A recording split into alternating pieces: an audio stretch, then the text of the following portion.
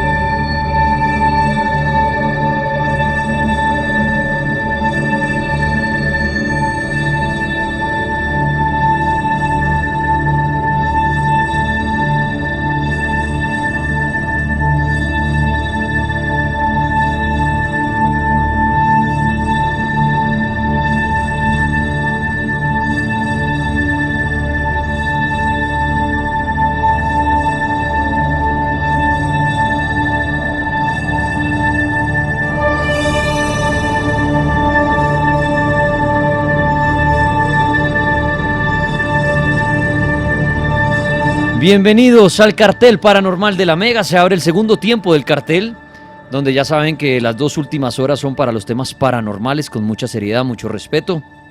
En la primera parte estoy con Mira. Ay, que ya se fue. Y respira uno tranquilidad después de tanto humor con el señor, que lo pueden volver a ver en el mañanero luego a las 5:30 de la mañana. Pero continúo yo acompañándolos ahora con el cartel paranormal de la Mega. Un abrazo a usted, bienvenido, que disfruta de estos temas que no tienen una verdad absoluta y por eso nos encantan, porque cualquier respuesta es permitida, sin juzgarlo a usted de loco, mentiroso, porque no existe una verdad. Por eso me encanta oír las historias, por ejemplo, de nuestros oyentes, porque pues un oyente no saca nada con contar una historia por ahí de una bruja, de una nave espacial, de un fantasma. Eso es chévere. Entonces tendremos historias, claro. En esta noche recibiremos algunas llamadas con historias. La pregunta que arrojó para hoy el libro del cartel, que es una cuenta que está en Instagram así, @el libro del cartel, la hizo Jimmy Guzmán, gracias, @Jimmy Guzmán. Pone la pregunta: ¿qué hay en el lado oscuro de la luna? El numeral, helado en el cartel, gracias a Mira por el numeral, helado en el cartel. Pero el numeral, la pregunta es: ¿qué hay en el lado oscuro de la luna? ¿Qué sabe usted de eso? Puede dejar su comentario en el grupo de Facebook El Cartel Paranormal, en Instagram en el libro del cartel o en Twitter con el numeral helado en el cartel. ¿Qué hay en ese lado oscuro? Puede que usted responda: tripas, no hay ningún lado oscuro de la luna, sé esto, lo uno, lo otro y chévere. Misterios de la luna. Ahorita más adelante oiremos la respuesta de, por ejemplo, de Esteban Cruz acerca de eso. para Esteban Cruz, el antropólogo, historiador, qué hay en el lado oscuro de la luna. También del viejo Robles, de Iván Martínez, que por ahí me recomendó un audio para hoy de las ruinas en la luna, que muchos hablan que en ese lado oscuro hay ruinas. ¿Qué sabe usted del lado oscuro de la luna?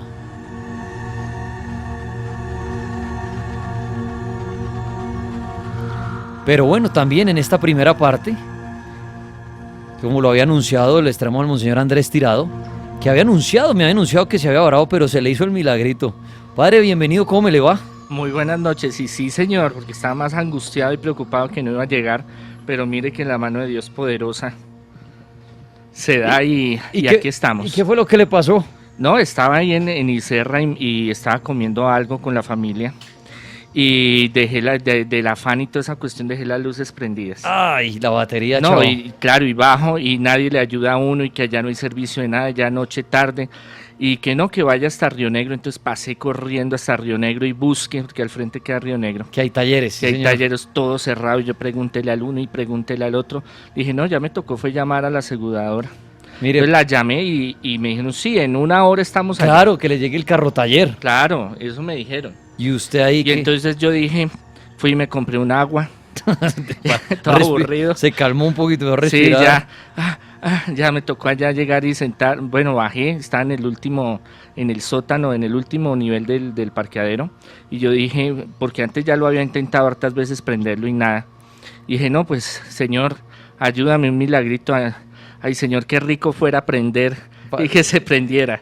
Y cojo y me subo. Yo dije, bueno, hagámosle. Y pum, y prendió. Y Y dije, hagámosle para la casa. Pero mire, la próxima que le pase, una vez a mí también me quedé sin batería. Y porque dejé fue las luces de parqueo. Casas comen también. Sí, pero claro, y a lo largo de toda la noche, porque ya están hechas para que duren más, pero a lo largo de toda una noche por ahí parqueado el carro y ya después no prendió. Pero ¿sabe qué haga la próxima? Y ya que este programa lo oyen muchos taxibiris, usted llama a los teléfonos donde pide taxis. Hoy en día obviamente se usan mucho las aplicaciones, pero llama a los teléfonos habituales, ¿se acuerda? El 211-1111, el 311-1111, bueno.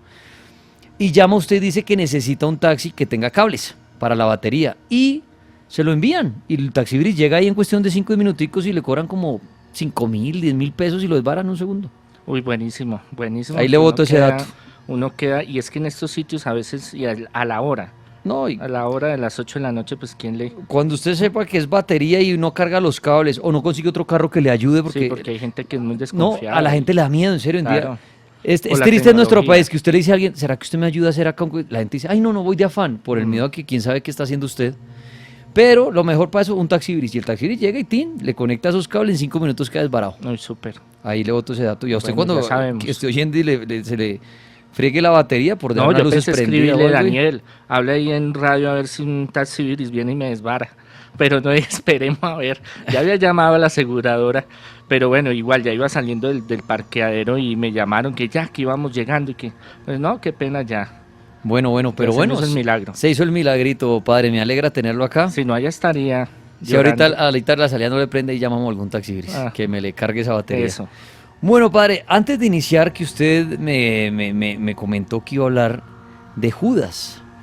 Venimos obviamente de la Semana Santa donde tocaron temas buenísimos con el padre, colegas del padre que también estuvo buenísimo, me acuerdo la Ese maratón. especial que estuvo buenísimo. esa 48 maratón. horas maratón paranormal en vivo y me encantó en las horas donde tuvimos padres porque nos hablaron mejor de por qué el Jueves Santo, ¿no? Uno dice, hay vacaciones, hay descanso, no, eso es porque Cristo murió y por el viernes en la tarde, pero nos hablaron del jueves que fue la importancia de la última cena, de ahí quién era Judas, quiénes eran los apóstoles, qué pasó allá en Getsemaní cuando llevaron a Jesús a entregarlo en la noche, que pues quedó preso, lo que sucedió al otro día, el viernes, cuando ya pues lo llevan ahí con la cruz en su hombro, torturándolo, lo crucifican. ¿Qué pasó después? Estuvo buenísimo, padre, quería dar las gracias por eso.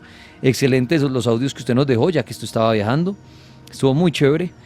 Y bueno, y me dijo, pero hoy hay que hablar de Judas. Y entonces vamos a hablar de Judas. Pero antes, le hago una preguntita, padre, a usted, que de pronto no tiene nada que ver en eso el tema, pero es una pregunta a ver qué se le viene a la mente. Yo le pregunto a usted qué hay en el lado oscuro de la luna. ¿Usted qué respondería a eso? Bueno, primero un saludo muy especial a los de Australia, Alemania, Estados Unidos, Ecuador, a Monseñor René en Ecuador, a todos los a nivel nacional y en otros países que nos escuchan, si no, no me perdono, que siempre me escriben, mándenme un saludito, mándenme un saludito. Mire, Daniel, en estos temas, y sobre todo en lo que es lo paranormal y lo misterioso, uno debe estar siempre actualizado. Un sacerdote o un ministro de Dios, una persona que se dedique a lo paranormal, a lo espiritual, siempre debe estar buscando, y cada día salen muchas teorías y muchas cosas. Bueno, la Luna es un satélite que nos acompaña desde hace mucho tiempo y que tiene unas influencias muy fuertes en el planeta Tierra, para las cosechas, para las mareas, para los ríos, para el mar. La gente que sufre de posesiones, la gente que sufre de problemas de esquizofrenia, problemas mentales, gente que se ha roto un brazo. Los que tienen sí, implantes de esos tornillos y esas cosas claro, en luna llena les molesta. Los que tienen cáncer también. Entonces el cortarse el pelo, por ejemplo, es una tradición. Que en menguante, que no sé qué. En luna llena, bueno, en fin. De lo que se habla y de los escritos más antiguos se dice que la luna no existía o no estaba. Se dicen que la pusieron después, eso es algo que dicen. Hay muchas teorías, pero así cosas oficiales no hay. Se habla de que Estados Unidos, Rusia y China tienen unas bases al otro lado de la luna y que están haciendo experimentos allá. Se hablan de que hay ruinas de civilizaciones, se habla que hay una civilización subterránea, igual que en Marte, debajo del suelo de la luna. Igual que en la Tierra también. Igual, claro, intraterrenos. Se habla también de que la luna es hueca, que por dentro no se sabe qué haya, pero pues hay muchas pruebas pseudocientíficas que hablan de que la han utilizado como satélite para estar vigilando la Tierra y controlándola. Bueno, hay tantas cosas que uno puede decir.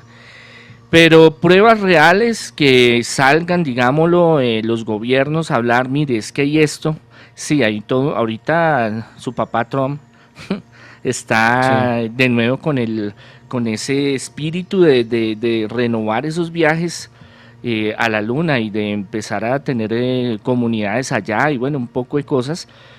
En las últimas hay muchas dudas si se fue a la luna, no se fue a la luna, se fue cuando se dijo que no Armstrong y toda esta cuestión, de que si realmente pasó algo allá, encontraron una bacteria, encontraron vida extraterrestre, se asustaron, los privaron, los desaparecieron. Que inclusive eso del hombre la llegada a la luna, eso ya está más que confirmado, que el hombre sí llegó a la luna y porque dejaron ciertas pistas, hasta inclusive fotografías y videos. Dejaron cosas en la superficie de la luna que hoy en día, en un telescopio poderoso, usted ve esos objetos, sí, claro. Los ve, entonces el hombre estuvo ahí y dejó esos objetos. Sí, bueno, hay muchas teorías sobre eso, pero también dicen de que no fue en el tiempo en que se habló, sino 10, 20, 15 años después. Entonces, o sea, los gobiernos tienen tanto misterio sobre la luna y sobre estas cosas que siempre, pero lo que yo sí sé es que, por ejemplo, cuando la luna y el sol para las culturas más antiguas y milenarias tiene una importancia muy grande.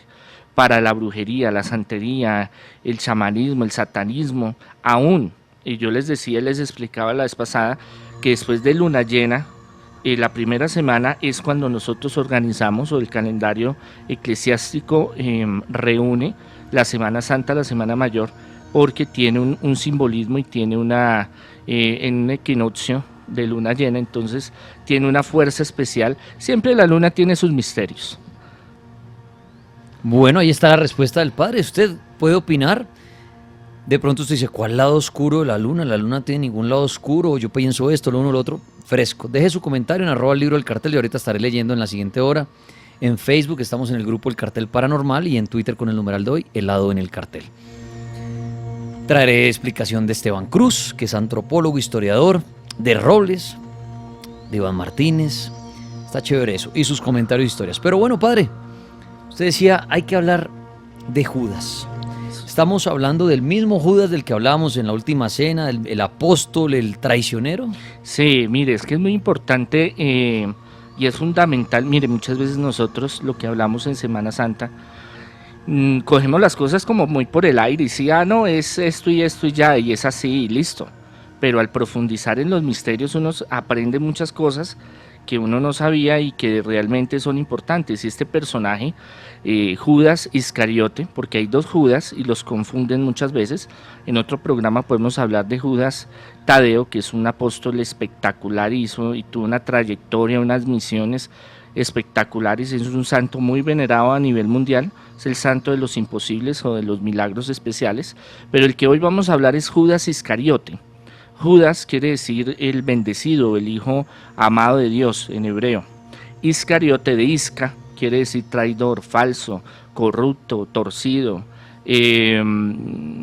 guerrillero, le podríamos decir, subversivo. Es peyorativo y es como para darle un carácter. No es que ese fuera el apellido, entonces hay que entender que, no es que ese era el apellido de Judas Iscariote, no, ese es un apodo que le daban a él. Mire, empezamos a aprender, muy bien.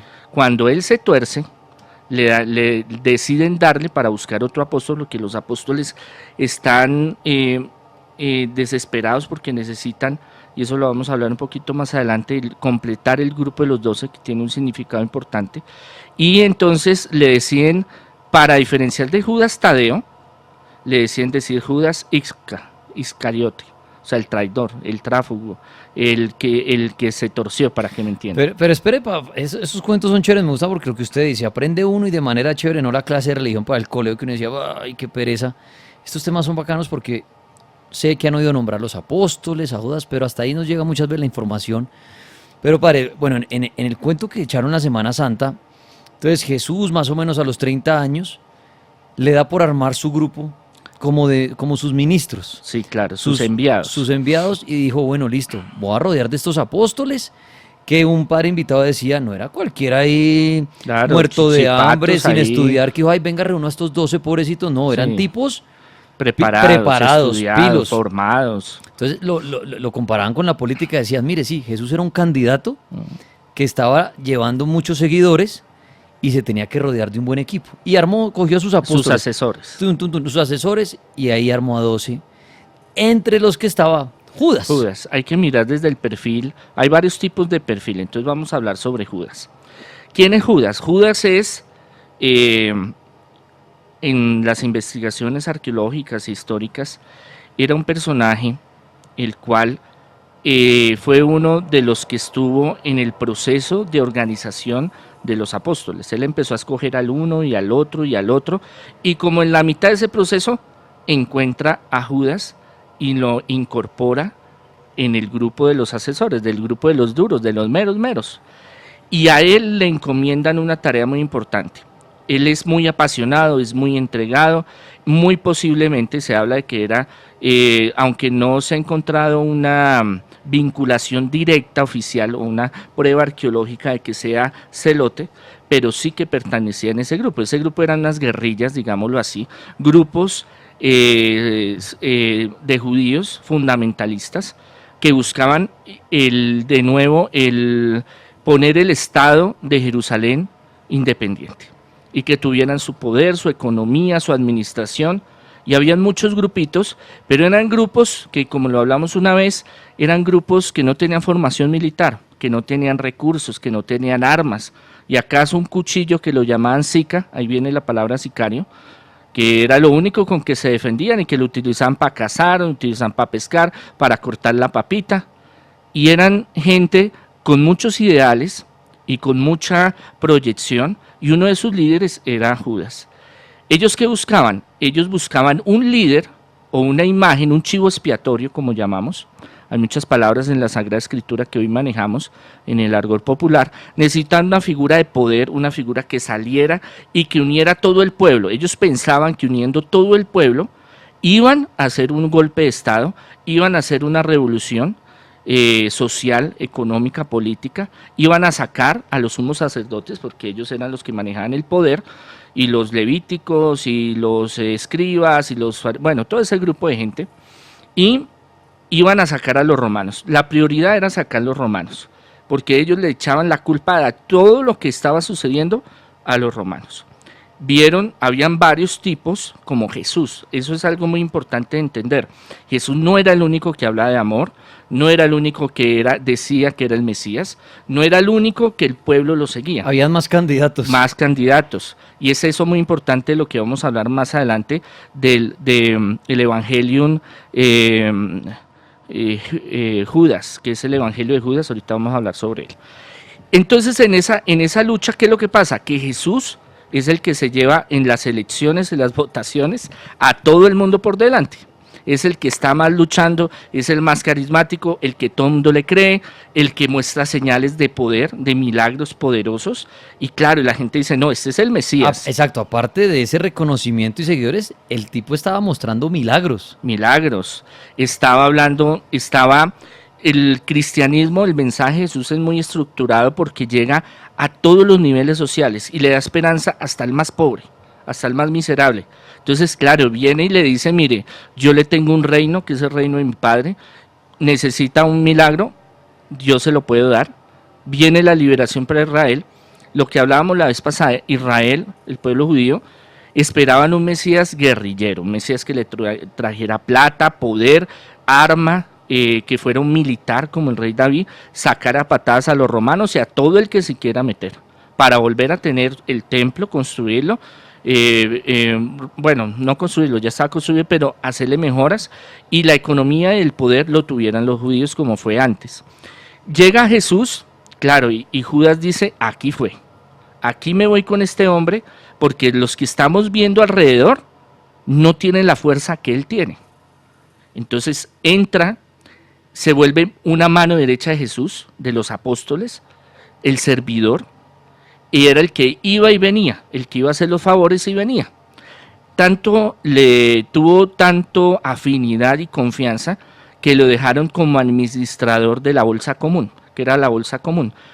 Todos los que pertenecían a la organización de Jesús, de su grupo, aportaban económicamente. Muchas veces las mujeres eran las que más aportaban, porque las mujeres en ese tiempo no todas estaban mal económicamente, algunas que tenían negocios, algún día vamos a hablar sobre eso, y gente de poder de diferentes estratos, porque Jesús se reunía con los más pecadores, los publicanos, las mujeres de la mala vida, hasta la gente más importante y más influyente. O sea, él tenía un don de gente donde él podía, y había mucha gente que lo seguía en todos los niveles y que diezmaban, que daban dinero, que ofrendaban. Judas se encargaba de manejar la bolsa. Dice la escritura que él era muy mal administrador y sacaba de ahí. Eso fue en el proceso en que ellos estaban andando con Jesús. Okay. Entonces él era el infiltrado, el que iba, el llevaba, traía cosas, muy apasionado en su pensamiento. Ahora vamos a ver el perfil psicológico. Es una persona que busca poder económico, poder político, él mismo, Judas, pero también tiene una causa. Y en esa causa, cuando él ve que Jesús tiene una metodología muy diferente de la paz, del amor, de la misericordia, y que no está haciendo de que la gente realmente lo siga hacia una guerra, hacia un golpe de Estado, hacia los romanos. Es más, a Jesús le preguntan varias veces, bueno, ¿y qué hacemos con los romanos? No se preocupen, le dice Jesús, los romanos se tienen que ir. Sacan la moneda y le dicen, bueno, ¿qué hacemos? ¿Le pagamos impuestos al César porque no tenemos con qué comer? Entonces él les dice, dale al César lo que es del César y a Dios lo que es de Dios. Los dos poderes, material y espiritual. Y en ese momento entonces él empieza a entrar en una crisis emocional, donde él empieza a tener unos conflictos, Judas Iscariote, muy fuertes, donde él empieza a ver dónde él puede jugar sus cartas, su estrategia de ganar, o con Jesús o sin Jesús, pero de esto yo no voy a salir sin ganar. Y es cuando se alía con los sumos sacerdotes, dice la Sagrada Escritura, porque ellos varias oportunidades han querido coger a Jesús, pero él no ha dado pie, porque no ha ido en contra de la ley directamente, la ha reformado, que es diferente. Y cuando lo han tratado de coger, hay bastante gente que lo apoya en el día. Entonces están mirando qué estrategia van a buscar y quién le puede ayudar. Y ellos estaban tratando de ver a quién se les torcía. de los apóstoles. ¿A quién sobornaban del combo? Exacto, pero como era un grupo tan estrecho y como él escogió a los 12 y los cimentó en él, porque habían los 73, 76 discípulos, 73, unos hablan de 80, 90, bueno, según las traducciones bíblicas, que eran de su confianza, pero los 12 era como el convito que andaban para arriba y para abajo, se secreteaban, Su comían, pandilla. su parche, como dicen los gomelos. Y entonces trataban por un lado, por el otro, pero claro, ellos no podían llegar y decir, ¿qué hubo, Pedro? Hermano, ¿qué? Venga, le tengo tal negocio. Y entonces Pedro le dice, ¿y cómo voy ahí? Sí. No puede, claro, no, ellos no podrían tan directamente.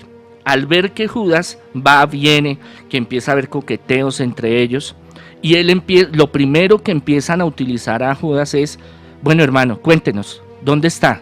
O sea, la inteligencia a Jesús. ¿Cómo se mueve? ¿Dónde anda? ¿Dónde va a estar tal fecha? ¿Qué va a ser esto? ¿Qué va a ser lo otro? La otra vez lo hablábamos, padre, que no lo interrumpo. Esto, claro, uno le dicen la historia de Jesús, los apóstoles, uno se remonta a las clases de religión y dice, uy, qué pereza eso. Pero si usted se ponía a oírlas, como echamos el cuento aquí en el cartel, es muy chévere porque eso es pura serie hoy en día de Netflix. Sí, claro, narcos. Sí, de los combos claro, del FBI. O de los gobiernos. Venga, claro. Necesitamos un infiltrado, entonces Jesús es el duro allá. No, pero tiene esos 12 al lado que, mejor dicho, son cerrados. ¿A quién tratamos de que nos vende información de Jesús por dónde es que se mueve, qué es lo que hace? Porque se está ganando el cariño de todo el pueblo. O sea, es el mejor candidato que hay y necesitan un traidor y miran a ver a quién es que tuercen. Eso es lo que está contando el padre y es muy chévere.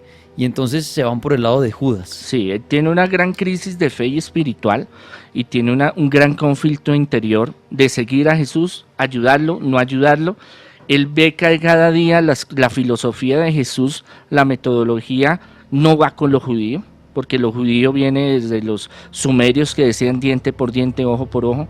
Entonces, no, si te dan en la mejilla, pon la otra. No, olvídese de Jesús, yo no ando con esa vaina. Olvídese. Si nos damos. No, sí, aquí es que, al contrario, aquí hay que sacar estos romanos que nos están matando, sacando, violando a las mujeres, porque esclavizaban a los niños. O sea, era tiempos muy complejos. Y Jesús era el que decía, no, perdonémoslos. No, esperemos. Tranquilos, no están haciendo no nada se preocupen, malo. Esos se van a ir.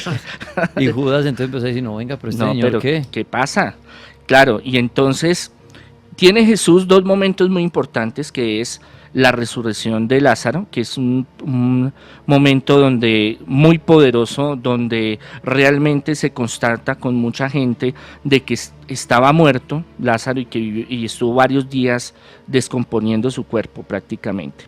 Y ya va y lo saca de donde está y sale caminando, levántate Lázaro y ven hacia mí. La famosa frase. Exacto, sí. Entonces claro, los sumos sacerdotes ya dijeron, no, esta vaina ya está grave, ya empieza a resucitar muertos. Después viene otro hecho muy importante, que Jesús va al templo. Oiga, perdón, padre, cuando pasa eso, por ejemplo, usted que acaba de hablar de ese milagro de resucitar a alguien, ¿no lo veían más bien como una especie como de demonio? Como de claro. Un brujo extraño que uno era, venga, este tipo ya es como el demonio. Al principio a Jesús lo atacaron y le dijeron, es que usted tiene los mismos fariseos y saduceos le decían, es que usted sana con el poder de Satanás, usted es Belcebú, así le decían, así Claro. está la escritura. Y él le decía, no, yo vengo con el poder de mi Padre y estos son, por mis obras los conoceréis. Ya con el tiempo empezaron a decir, no, esto sí es de Dios. Pero fue una transición y un proceso desde el principio fueron atacándolo mucho, desvirtuándolo, pero él cada vez que lo trataban de desvirtuar, él mismo le salía el paso y hacía alguna manifestación espiritual que hacía que la gente tuviera más fe. Entonces sí habían difamaciones de diferentes, y eso sigue después de los apóstoles, que allá vamos a ir.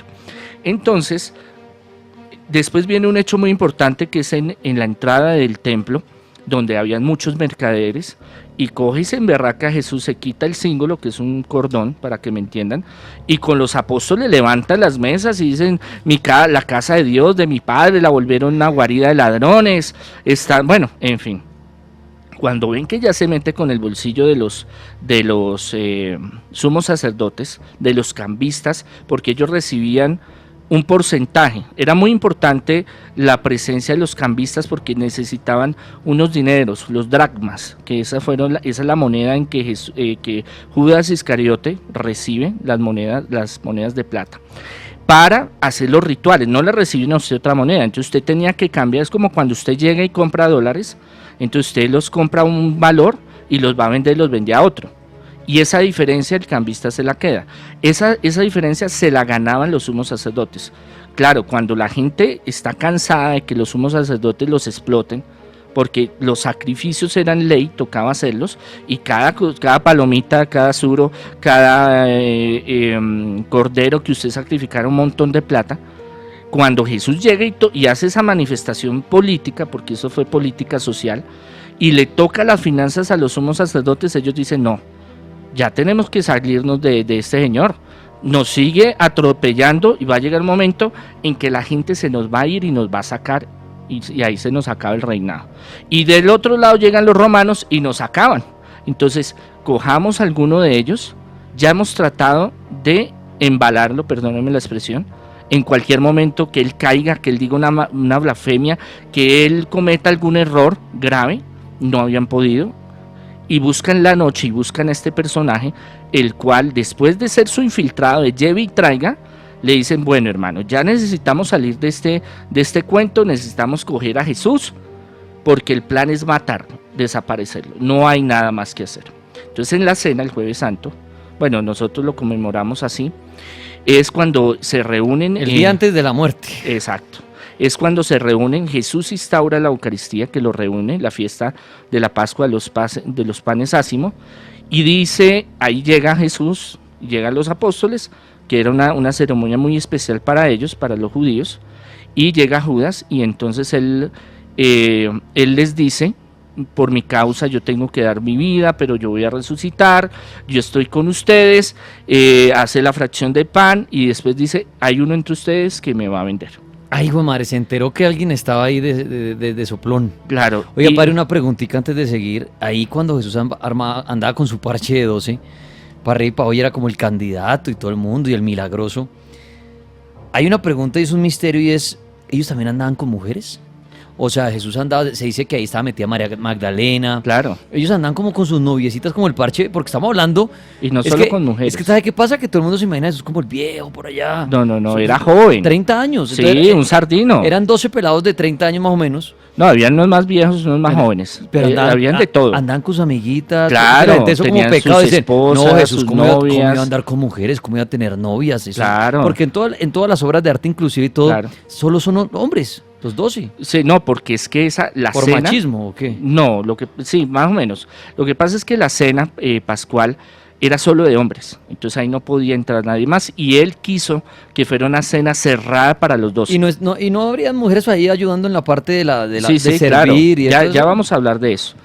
Entonces, ¿por qué? Porque el número 12, como le dije al principio, es un número completo de los que son, de los elegidos, las 12 tribus de Israel, o sea, tiene un significado muy profundo, y con esa cena él quiso cerrar ese legado que le iba a transmitir a ellos. Pero eso no quiere decir de que Jesús fuera machista, al contrario, él fue muy cuestionado porque socialmente no solo andaba con mujeres, y las mujeres lo patrocinaban económicamente y le ayudaban. María Clofe, María Magdalena, las diferentes Marías, la mamá de él, la esposa, por ejemplo, de Pedro. La mayoría de los apóstoles eran casados, para que lo sepan. Hasta el año 1000 todos los obispos, papas, sacerdotes eran casados. Después fue que inventaron lo del celibato por una cuestión económica, pero ese es otro tema. El hecho es que a él lo cuestionan no solo por andar con mujeres, sino porque él va, traspasa la ley, en el sentido de que anda con publicanos, con recaudadores de impuestos, con ladrones, con prostitutas, con todo lo más bajo y vil, y él lo dice, él se lo dice en Mateo 26, él dice, si vino Juan, que él no comía, no bebía, estaba consagrado a la oración y lo criticaban, yo que como, bebo, ando con publicanos, prostitutas, ladrones, y no me van a criticar. ¿Qué quiere decir eso? De que él tenía una vida social muy activa, y él se reunía con todas las, para él no había distinción, usted es hombre, usted es mujer, usted es alto, usted es bajito, usted es un soldado romano, usted es un sumo sacerdote, él se codeaba con todo el mundo y tenía una amplitud, y las que más apoyaron el ministerio y lo fortalecieron fueron las mujeres. Okay. Por eso las que llegaron a ver la resurrección el domingo en la mañana fueron las mujeres. Entonces, y de ahí la iglesia se extendió por las mujeres prácticamente. Pero en esa cena, en ese grupo de los 12, sí quería él estar con los 12. Y ahí es ahí cuando le dicen, mire, uno de los que meten la mano en el plato me va a traicionar. Entonces, ¿quién empieza? ¿Seré yo maestro? ¿Seré yo maestro? ¿Se han escuchado ese discurso? Eso está en la Biblia. Y sale Judas, seré, así como seré yo maestro. Como con temor. Sí, seré, y entonces le dice, tú eres. Pero más le valdría no haber nacido el que me traicione, lo escribe así en Mateo. Entonces es una cuestión de que él sabía de que uno de ellos se iba a torcer, en especial Judas. Ya todo el mundo sabía que él era el torcido que se robaba la plata del fondo común, de la bolsa común llamada en ese tiempo. Entonces, y le dice, lo que tenga que hacer, vaya y hágalo. Eso después se malinterpreta con el evangelio de San Judas o Judas, ahorita lo vamos a hablar.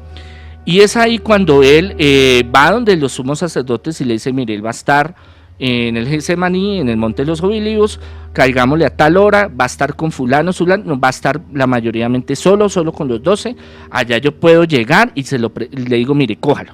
Y así fue que se dio la cosa. Ya después viene lo que es el juzgamiento y todo eso. Hay dos versiones en la Biblia que se contradicen.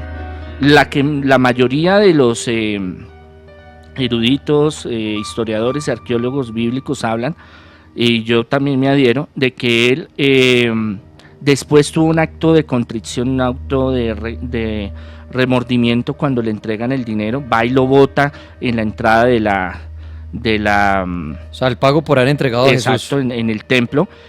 No le reciben el dinero porque ese es un dinero de los dracmas de lo que son para las ofrendas, y ellos no pueden recibir un dinero que ya es maldecido, digámoslo así, impuro, esa es la palabra para los judíos, impuro. Entonces él coge y se lo echa y va y se sube a un árbol y se ahorca, y al caer se le salen los intestinos. Esa es una de las versiones que más digámoslo coloquialmente y genéricamente, la mayoría de investigaciones hablamos. Ya en los Hechos de los Apóstoles, en San Juan dice, y entró el demonio en Judas y él vendió a Jesús. Entonces también hay una parte ahí del enemigo que se hace presente. La otra parte, en los Hechos de los Apóstoles, dice que Judas cogió el dinero, se compró un campo y estando un día se volteó, se escalabró, se toteó, se le salieron las tripas, y que a ese campo lo llamaron campo sangriento o campo de la sangre por eso mismo.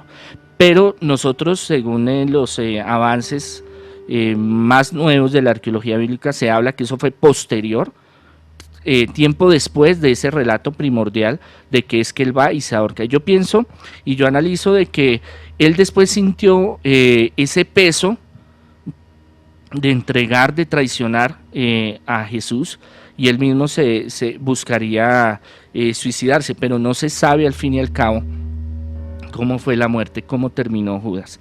Ahora, como hablábamos, el único candidato a la presidencia no era solo Jesús, habían otros y otros grupos. Es que a veces nosotros solo ponemos los romanos, paganos, los judíos y los cristianos. No, habían otros grupos muy diferentes, y grupos dentro del judaísmo que tenían líderes. Y entonces vamos a hablar de una figura muy importante, porque esto nos va a llevar al descubrimiento del evangelio de Judas y la historia de que Judas no era ningún traidor, sino que Jesús planeó todo para que fuera y lo vendiera. Simón el Mago. Simón el Mago era un líder muy carismático que solo trabajaba en las esferas más altas del judaísmo y de los romanos. Era un mago que hacía muchos milagros y era como la competencia de Jesús en ese momento. ¿En cuanto a los milagros? No tanto, bueno, en algunos milagros parecidos a Jesús, pero era un hombre muy sanador y era un hombre que utilizaba mucho su palabra, y que más adelante en los Hechos de los Apóstoles vamos a encontrar a Pedro, y en el Evangelio de Pedro, los Hechos de Pedro, en un libro apócrifo se habla del enfrentamiento cuando ya Jesús viene, resucita, los apóstoles empiezan a hacer su misión. Acordémonos que lo que celebramos ahorita, la crucifixión y la resurrección, es el centro del cristianismo. Sin eso no existiría el cristianismo. Y este personaje ve que el cristianismo va cogiendo fuerza después de la resurrección de Jesús, Simón el Mago, y él tiene que buscar una forma para desbancar a la imagen de Jesús y a los cristianos, porque a los del Nuevo Camino no se llamaban ni cristianos en ese momento, porque los apóstoles estaban haciendo milagros también. Entonces él se le iba a dañar el negocio, porque él tenía un negocio en las esferas más altas de curandero, de sanador, de liberador, de todas estas cuestiones muy parecidas a Jesús, pero él iba en un estrato mucho mayor. Tiene un ve de la convivencia y de cómo Pedro potencializó su ministerio y está sanando y predicando y mucha gente se le está convirtiendo. Llega un día Simón el mago y le dice: oiga, hermano, yo le compro ese poder, véndamelo. Y entonces Pedro le dice: no, aléjese de mí, olvídese, usted es un mago, usted está con el demonio, con el enemigo. ¿Cómo yo cómo le voy a vender algo que Jesucristo nos dejó? Ahí viene la palabra simonía, comprar algo, comprar una ordenación, más que todo lo vemos así en lo eclesial, comprar una ordenación sacerdotal o episcopal, o transmitirle ese poder de los apóstoles para que me entiendan. Él venía de un grupo gnóstico, hay varios grupos gnósticos del gnosticismo, gnosis del conocimiento, desde los griegos y de otros pueblos antiguos, donde a través de uno mismo puede llegar a la iluminación y a la salvación. O sea, uno tiene su Cristo interior, pero ese Cristo interior no es Jesucristo, sino nosotros, el crucificarnos a nosotros, y con eso podemos salvarnos. Esa es la ideología de la mayoría de los gnósticos. Hay gnósticos cristianos, que es diferente. Entonces Simón el Mago venía de un movimiento cainista se llama, que vienen ellos atribuyen que vienen desde Caín, y que Caín no fue malo, sino fue bueno. Y entonces todo lo que viene desde el judaísmo, cristianismo, entonces es lo contrario. De este grupo, en el año, en el inicio del cristianismo, tenían que buscar una estrategia de desprestigiar a Jesús, porque no puede haber otro rival, y los apóstoles no le pueden quitar ese poder que ellos están manejando. Y no solo había el grupo de él, habían otros grupos que se peleaban el manejo de la gente, porque gente lo que hablamos ahorita, como la política ahorita, varios candidatos de diferentes partidos, y ahí a uno que era Jesús y tenía su equipo de trabajo, y el padre está hablando de cómo había otros también muy fuertes.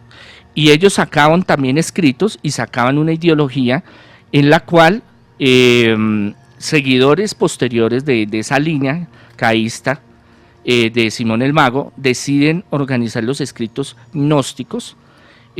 Varios divergentes del cristianismo se pasan al grupo de ellos, y en el año 130 al 150, bueno, ya se hablaba un poco antes de que había unos escritos gnósticos, entre ellos un codex especial, y dentro de ese codex está el Evangelium de Judas, o el Evangelio de Judas, donde la visión que ellos dan de Judas es una visión muy diferente a la que nosotros tenemos, donde el malo no es Judas, sino el Salvador es Judas, y con el objetivo de desprestigiar, de que Jesús le ordenó a él: bueno, hermano, vaya, haga la negociación, véndame, ese dinero coge y lo reparte con los apóstoles, porque así dice el texto, y usted va a tener un premio especial, porque usted va a ser mi mensajero especial, porque usted me va a vender para que yo me sacrifique. Cosa de que ya de San Irineo en ese tiempo y otros patriarcas y de apóstoles de ese tiempo escribieron y ratificaron que habían esos escritos, pero que esos no eran cristianos, que eso no era del bando, digámoslo así, de la tradición como tal, sino que era una forma de desprestigiar a Jesús, la muerte y la resurrección. Entonces, en el año de 1970 en Egipto, como muchos otros, Mahatma Gandhi, Qumran y otros escritos que aparecieron, una gente se puso a excavar en una casa y encontraron ciertos elementos, entre ellos un libro grande, digámoslo así, con tapa de cuero, y tuvieron muchos años buscando quién venderlo. Cobraban $3 millones a la Universidad de Oxford, de James, de Cambridge, trataron de vendérselo al Museo del Cairo, nadie se lo quería comprar, porque pues que $3 millones era $3 millones. Pasó el tiempo y en los 90 volvieron a negociar, Una universidad muy prestigiosa en Estados Unidos y en Europa se encargaron de hacer la compra, y es ahí cuando arman un grupo de traducción y entra National Geographic y dice, venga, yo me encargo de la financiación en gran parte y de poner los especialistas, pero me dan el reconocimiento y la primicia para hacer el lanzamiento del libro, de la traducción y del documental, que eso era un golazo para National Geographic, que lo sacaron en el 2006. Duraron bastante tiempo para traducirlo porque el 70% del manuscrito estaba podrido, no se pudo descifrar, y lo último que se descifró fue una parte del Evangelio de Judas, en el cual él es el protagonista principal, donde él cuenta su versión, donde él llega y es Jesús el que lo envía a que lo venda para que lo crucifiquen. Esa es la versión que hay, que es muy cuestionada. A algunos les gustará esa versión, a otros no. La cuestión histórica, pues ya la comenté, es una cuestión de que es muy debatible. Desde los primeros padres de la iglesia fueron tajantes con esos escritos. En el año 316 con Constantino hacen la separación, el canon de la iglesia, los libros oficiales de la Biblia que conocemos y los libros apócrifos, que los separan, y los libros gnósticos. Entonces, ¿de cuáles son los realmente reglamentarios? Nos quedamos con los libros del canon, o sea, canónicos, los de la Biblia que todo el mundo tiene en su casa, bueno, depende de la versión, y de algunos apócrifos como materia de curiosidad, más no materia doctrinal. Y estos que son gnósticos también utilizaron gran parte de su contenido para restaurar, y esa es una pelea que hay hoy en día, porque hay muchos que debaten por qué esa traducción, que hay palabras que se escribieron primero se habla de que había un manuscrito en griego que no se encontró.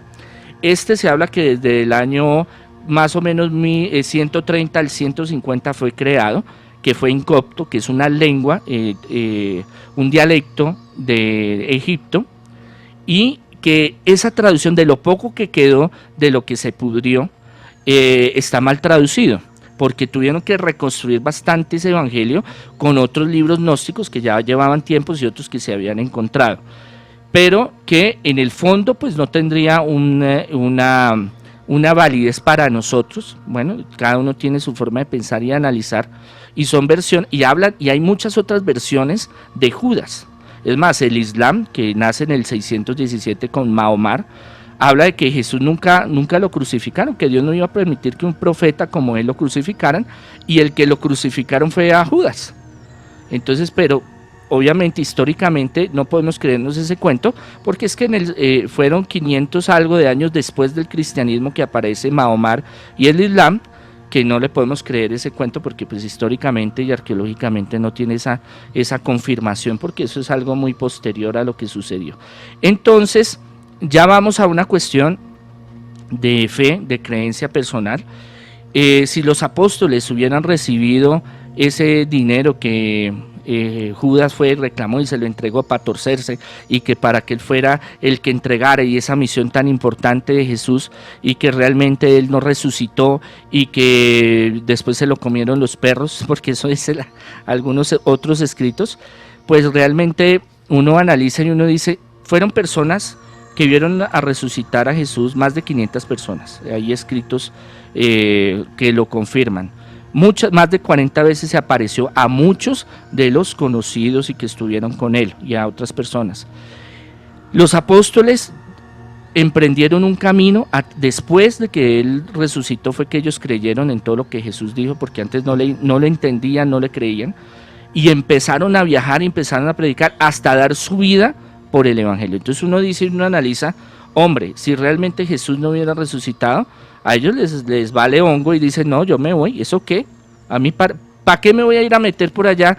Que me insulten, me maltraten, me maten, me descuarticen, si no hay una verdad que realmente haya sucedido. Ya es materia de fe, y esto ya, aunque hayan muchas pruebas arqueológicas, hay más de 3.800 textos del Nuevo Testamento donde hablan del Jesucristo, de la resurrección. Ese es uno de los textos, la Biblia, más documentados y donde hay más pruebas arqueológicas de un texto realmente que sí ha sido, o sea, las pruebas son muy contundentes, así se haya pasado años para construir el Evangelio, 60, 70 años prácticamente, lo empezaron los apóstoles, pero lo terminaron los otros discípulos, pero en eso, para que no se me duerman, es una cuestión de fe, una cuestión de entrega con Dios para entender el milagro de la resurrección y en lo que nosotros creemos. Entonces, Judas, algunos dicen es que era muy fundamental para cumplir el plan divino. Yo digo sí, necesitaba que alguien se torciera, claro, en toda organización humana hay alguien que no está de acuerdo por X o Y circunstancias, sea porque se haya vendido por la plata, porque se desilusionó de Jesús en su parte ideológica, sea porque después vio que ya Jesús estaba perdido y no iba para ningún lado, sea cualquier motivo, hubo una persona que se traicionó a Jesús. Ahora, a Jesús, si no hubiera habido Judas, que es lo que nosotros hablamos en teología, en cualquier momento a Jesús lo iban a coger, sea en público, sea en privado. O otro lo iba a traicionar. O otro lo iba a vender, lo iba a traicionar, porque ya estaba planeado de los sumos sacerdotes que no le podían dar largas a eso, que sentían miedo de Jesús, miedo de lo que podía llegar a ser, miedo de los romanos, y que tenían que darle material el líder, porque si no, la cosa se iba a poner fea. Monseñor Andrés Tirado, hablando de Judas en esta hora, yo tengo unas preguntitas aquí, cosas que dijo padre, para responderlas de manera rápida, y hay una pregunta que surge y es, ¿por qué 12 apóstoles? ¿Fue hacia el azar o era el número, por qué era importante el número 12? El número 12 es un número supremamente importante porque es el número de los elegidos, de los completos, del estándar, de los que me van a suceder, de los que me van a representar. Cuando en el judaísmo, en la Biblia, los números tienen un valor importante. El 1 es inicio, el 7 es perfección, entonces los 7 días de la creación. Las 12 tribus de Israel, o sea, los 12 grupos que van a construir el pueblo de Israel, los 40 días en el desierto. Bueno, todos esos números tienen una importancia, y esa cena que reunió a los 12 es porque Él les iba a dejar su apostolado, su legado, porque el número es de perfección. Entonces el número de completo, de unido, de mi legado, que ellos son mis representantes, que son los que son, cuando se saca Judas, o se sale Judas, o se traiciona Judas, tienen que poner otro apóstol para que el número no se acabe. O sea, que era importante los 12. Los 12 es un número cabalístico y muy importante. Padre, después de toda la historia y todo lo que se dice, ¿usted hacia qué muerte de Judas se inclina, o qué podría decir de finalmente Judas cómo murió? Para mí, de lo que yo he analizado, estudiado y mirado, él se suicidó. Yo creo que él entró en una crisis tan fuerte y un dolor tan profundo y un encuentro tan personal con sí mismo, que dijo, no, yo no puedo vivir con este muerto encima. Porque yo creo que él analizó y pensó, bueno, que no sea el Hijo de Dios, pero es un hombre justo que ha ayudado a la gente. Y yo fui y lo vendí como un traidor. O sea, la imagen que han mostrado mucho de él ahorcado. Sí, la mayoría de los arqueólogos bíblicos y especializados hablan de esa, y yo me junto mucho a esa porque es que la otra es muy, muy agregada, muy ficticia, muy sin recursos para uno poder entender. No tiene lógica en la historia de Jesús, de que fue y se compró un terreno y que no, se levantó y se tropezó y ¡pum!, se reventó. Entonces, pues es muy opcional. También es muy opcional los que digan, como el Evangelio de Judas, de que fue Jesús mismo el que le dijo, vaya hermano, cuadre la vuelta, me vende y ya, y acabamos con esto. Otra preguntita que surge aquí, y es, Judas, después de su muerte, según su creencia, padre, ¿se habrá ido al infierno o Jesús lo perdonó? ¿Quedó como enemigo de Jesús? ¿Cuál habrá sido el castigo para Judas? Bueno, eso no lo sabemos, y ahí voy a contarles algo de experiencia personal. En el escrito cuenta de que él se ahorcó, botó las monedas y fue y se ahorcó. ¿Quién sabe si las botó, qué las hizo? El hecho es que se ahorcó, yo pienso que fue así. O lo mataron de pronto, después de ver que le hizo la vuelta a Jesús, ninguno se va a quedar por ahí quieto, y quién sabe, alguno de los simpatizantes de Jesús. Puede haber muchas cosas. El hecho es que de pronto hay lo que hablamos en teología, hay un arrepentimiento a lo último. Dios hasta la persona más maligna, más mala, hasta el último día de su vida, si pide y clama a Jesús por ese sacrificio que Él dio de su vida, de su sangre, tiene oportunidad de empezar un proceso de purificación y ir al reino de los cielos. Eso es lo que nosotros creemos, por más malos que seamos. Ahora, Judas, cuando dice Jesús, más vale no haber nacido. Es una condena que Él mismo le hace a Judas.